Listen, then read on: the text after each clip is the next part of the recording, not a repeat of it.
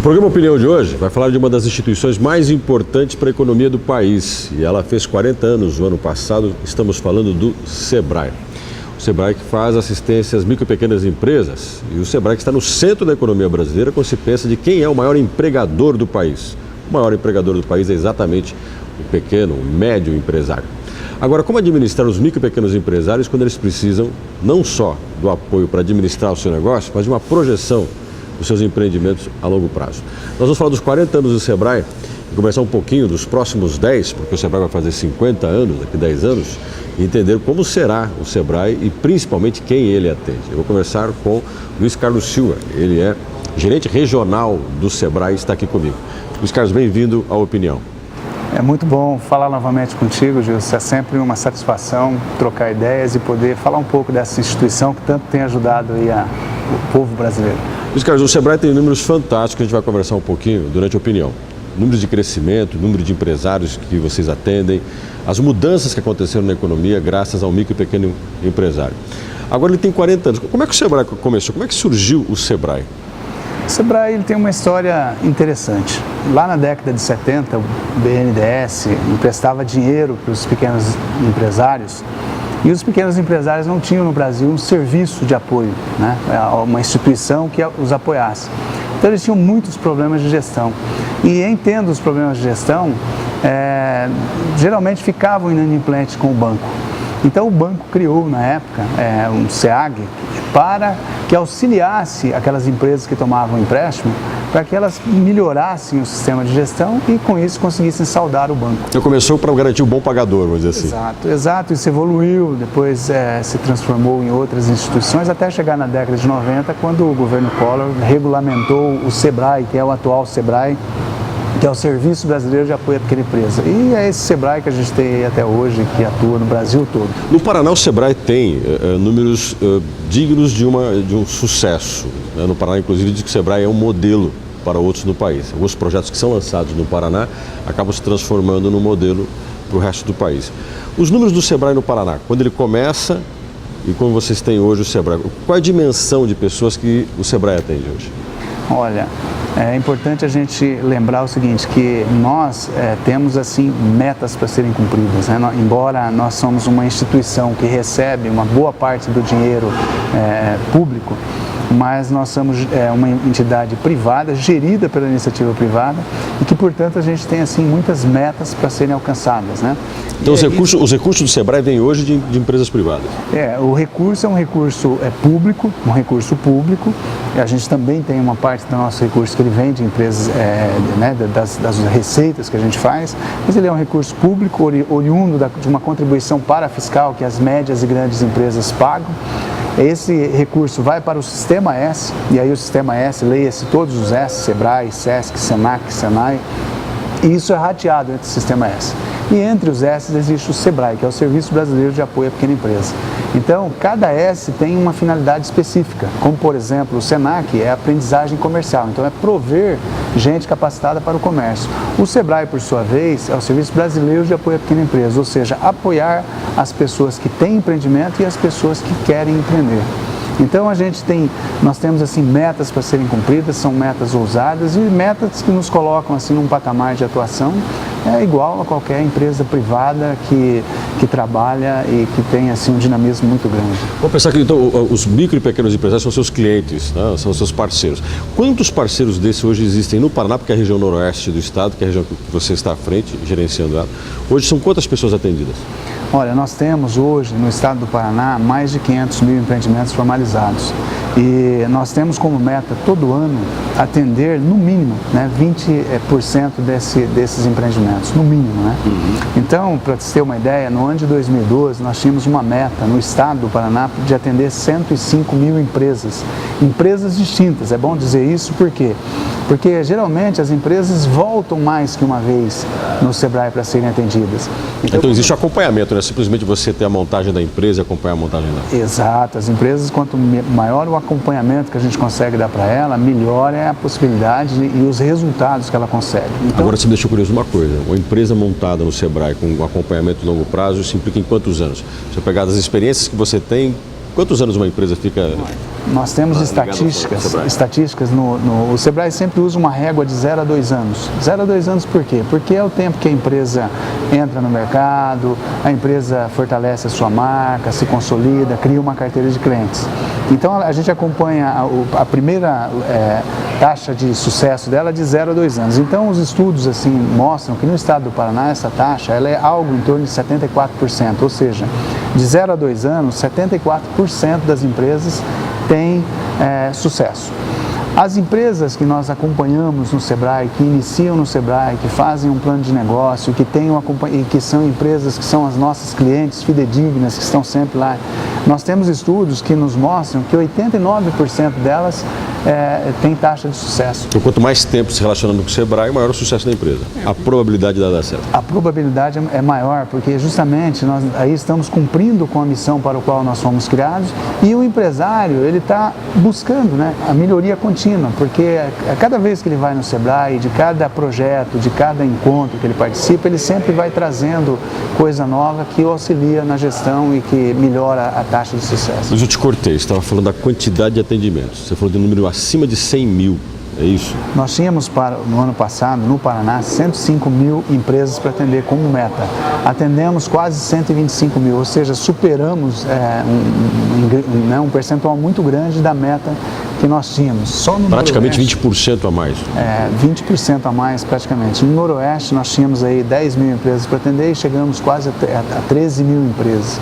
Então, ou seja, uma média até maior, 30%. Isso, então são números, né? Mas são números que nos deixam assim, muito satisfeitos, porque retratam o fato de que nós estamos cumprindo com a nossa missão de uma forma muito justa com o país. Vocês gostam de empresários que planejam, né? Porque quando a gente fala de Sebrae, você fala de planejamentos. E é uma coisa difícil para quem está começando um empreendimento planejar. Sebrae se planeja? Como é que é o planejamento, por exemplo, do Sebrae para os próximos 10 anos? Porque vocês têm uma meta nos próximos 10 anos de fazer tudo isso que vocês fizeram e muito mais. O que é esses próximos 10 anos? Como é que vocês planejam 10 anos? É uma pergunta muito inteligente e eu diria o seguinte, que nós temos os nossos PPAs, que são os planejamentos plurianuais. Então, obviamente que todo ano, agora em abril, maio, a gente já começa a planejar 2015, né? A parte de planejamento de projetos, a parte orçamentária. Mas, o que aconteceu em 2012? Em 2012, a nossa entidade completou 40 anos de existência. E uma discussão muito inteligente dentro da casa e com a sociedade paranaense nos levou a pensar o seguinte: o Sebrae está indo muito bem, é uma instituição que tem tido resultados fantásticos, mas agora é o momento de pensar para os próximos 10 anos. Então, conversando com toda a sociedade paranaense, nós estamos agora em pleno, o que a gente diz, Sebrae 2022, né? Estamos pensando 2022, né? E inclusive já implementando ações que nos levem a chegar em 2022, fazendo tudo o que a gente já faz e com muitas coisas que a gente não faz e que a gente vai passar a atuar muito mais forte do que a gente já atua. Então, planejar para nós é uma coisa que está no nosso DNA, né? E é por isso que a gente sempre diz para os empresários, né? Você nunca começa uma casa pelo telhado, né? Você começa pelo alicerce. Aliás, você começa planejando, né? Começa planejando, você faz o alicerce para depois chegar ao telhado e às paredes e tal. E uma empresa não é diferente. Luiz, eu fiz uma série de entrevistas com consultores do Sebrae, que eu acho muito interessante no trabalho que vocês desenvolvem, além do trabalho, é o diagnóstico que vocês têm em cima de dados quantitativos sobre empresas, áreas de atuação, quantas pessoas elas empregam.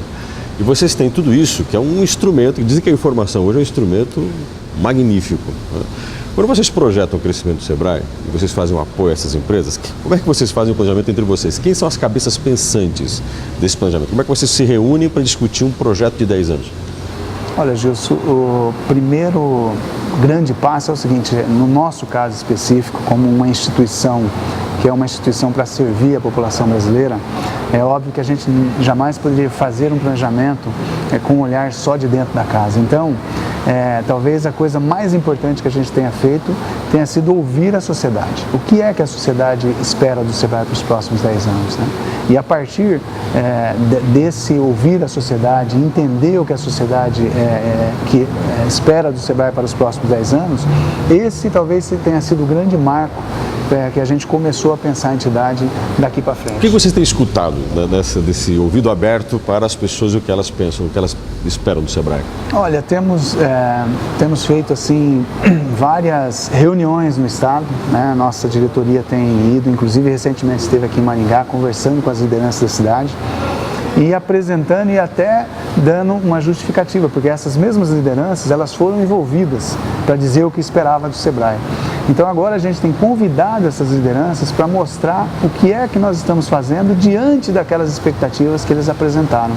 E a aceitação tem sido assim muito positiva, não só aqui na nossa região, aqui na nossa cidade, mas em todo o estado do Paraná, porque a sociedade que nos ajudou a construir essa proposta tem percebido que de fato nós estamos com um projeto que vai ao encontro das expectativas que foram levantadas. Estava conversando com o Luiz um pouco antes da entrevista, e nós estávamos conversando sobre o microempreendedor individual.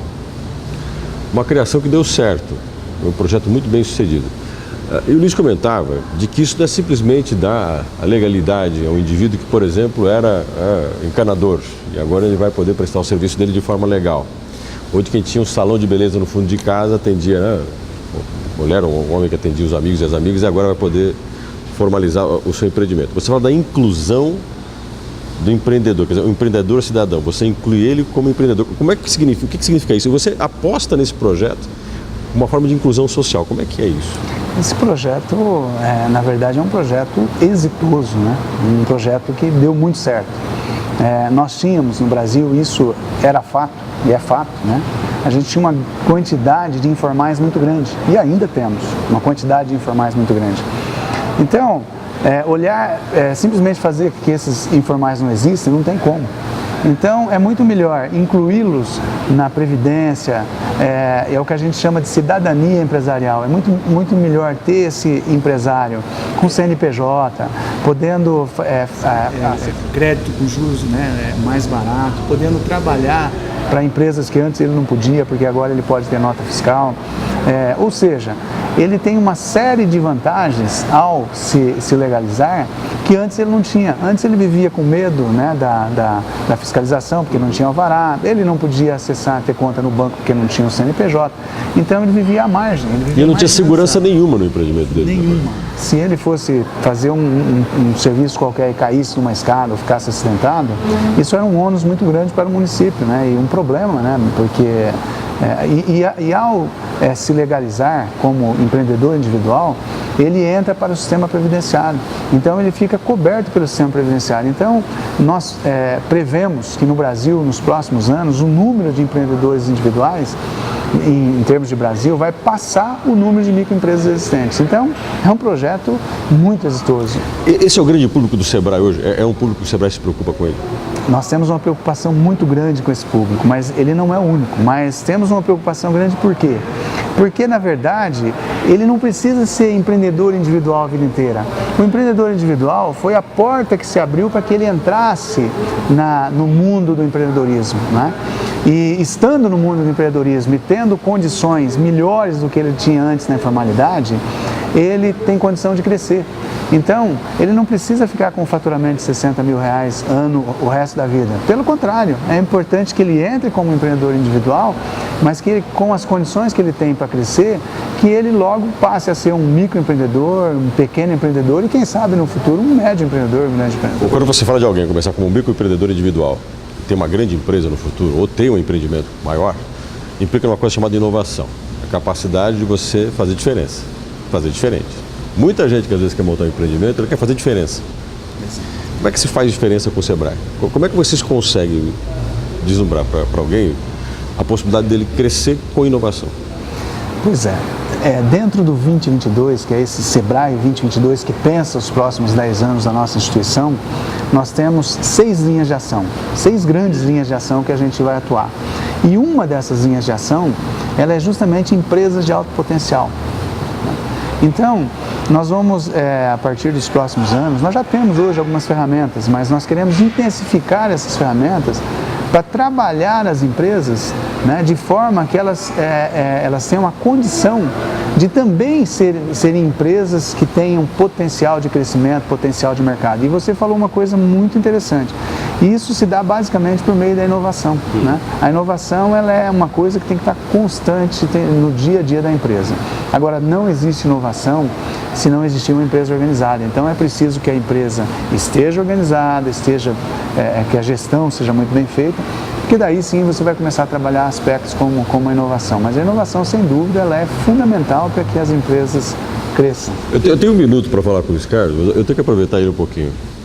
Vocês sempre tem pessoas que chegam no Sebrae com uma ideia. Às vezes uma ideia pode ser um grande negócio ou pode ser um grande erro. E uma responsabilidade imensa de vocês, de falarem se o empreendimento tem possibilidades ou não. Existem hoje grandes ideias que surgem exatamente desses pequenos microempreendedores, desse empreendedor individual. Existem hoje pessoas que podem transformar o seu empreendimento em algo inovador e falta talvez a capacidade de pensar ele. Como é que esse ser humano, o brasileiro é um empreendedor inovador, na sua opinião?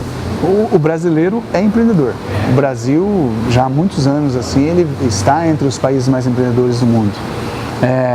Agora a gente sempre diz o seguinte, Justo, todo negócio é bom, ao mesmo tempo que todo negócio pode não ser bom, né? Então eu vou até dar um exemplo. Às vezes a gente conversa com um empresário aqui da Brasil, aqui em Maringá, e ele é de um determinado ramo e ele fala que está muito bem, que está contratando gente, que está vendendo mais, que está pensando em aumentar o ponto. Se você anda 100 metros para baixo, na mesma avenida, você conversa com outro empresário do mesmo ramo e às vezes ele fala que está ruim, que está querendo fechar. Então, veja bem, o que faz a diferença, geralmente, na vida dos empreendedores é a atitude, né? Às vezes um empreendedor tem uma atitude muito mais ousada que o outro. Um empreendedor que viaja, que busca novidade, que busca inovação, que participa de feiras, que está constantemente reinventando o seu negócio.